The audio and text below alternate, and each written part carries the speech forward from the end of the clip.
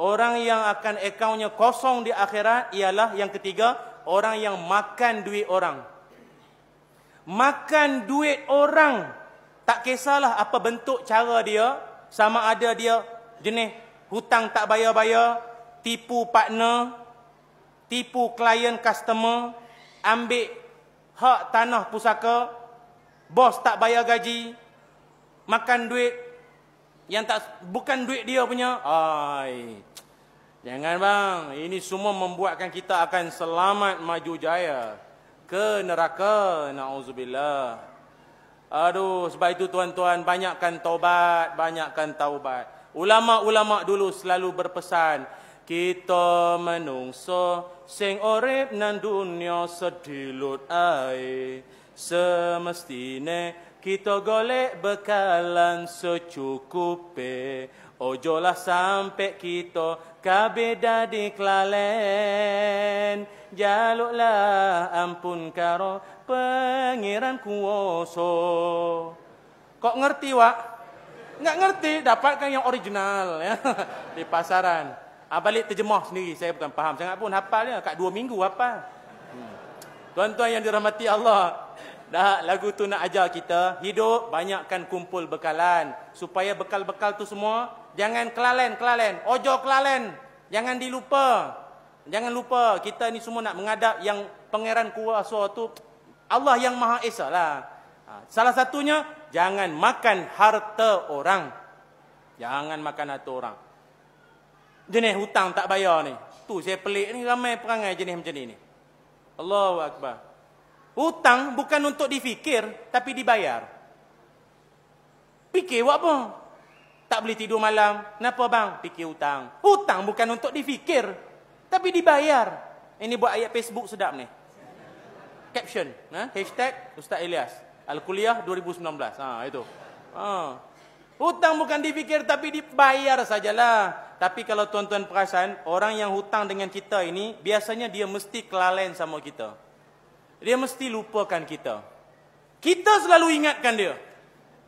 Kalau jumpa kenduri kan, dia pun cakap dengan kita, aku macam pernah jumpa engkau. Aku macam pernah jumpa engkau lah. Memanglah engkau hutang dengan aku. Oh iya kah? Alamak. Raya tahun depan boleh. Aduh, hai. Masalah, tolonglah. Hutang ini tak settle tau. Kalau nanti akhirat panjang cerita, tolonglah bayar tuan-tuan ya. Dulu saya pernah share doa supaya dipermudahkan Allah, dapat rezeki, bayar hutang. Apa dia?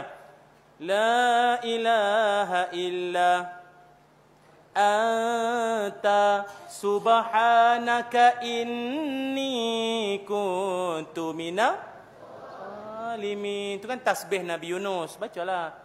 Nanti Allah mudahkan kita keluar dari belenggu hutang. Bukan maknanya tuan-tuan pergi pejabat PTPTN, baca depan kaunter. La ilaha illallah anta. Bacalah 1000 kali pun, bayar atau tak bayar. Bukan, keberkatan ayat. Nanti Allah mudahkan rezeki tuan-tuan dapat duit, bayar baliklah. Sibuk tak nak bayar, pelik betul lah. Ataupun makan harta orang jenis tipu partner, rakan kongsi. Dulu sama-sama buka bisnes, share partner. Awak 50%, kita 50%. Nanti dapat untung, bagi-bagi ni semua. Sekali dapat untung, lari, lesap, ruyup, hilang. Nombor telefon semua hilang. Ada tak jadi macam ni? Ramai. Bukan ada, ramai. Ada yang tipu customer, tipu klien, tipu pelanggan. Berapa ramai yang pergi buat umrah balik hari. Faham tak ni?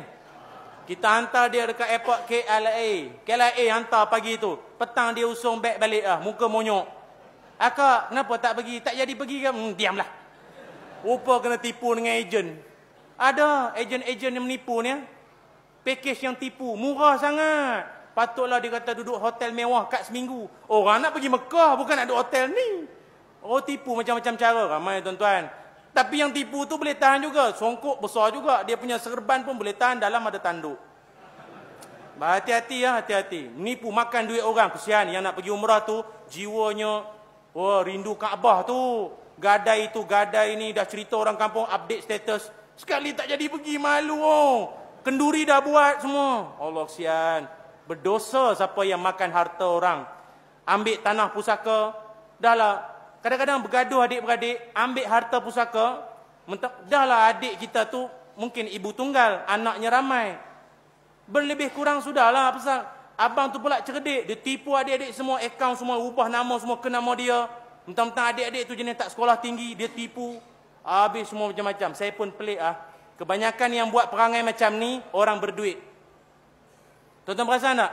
Hak jenis suka makan harta orang, kebanyakannya jenis banyak duit Banyak duit, lagi kau nak duit orang. Tanah bukan banyak mana pun, cukup untuk 3 pasu Apa yang kau nak rebut? La ilaha illallah, tak faham tu lah.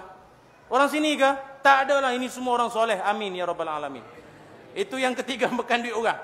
Yang keempat, amalan boleh menghabiskan akaun pahala di akhirat, pukul orang. Wa daraba haza, kata Nabi kan, orang yang pukul orang.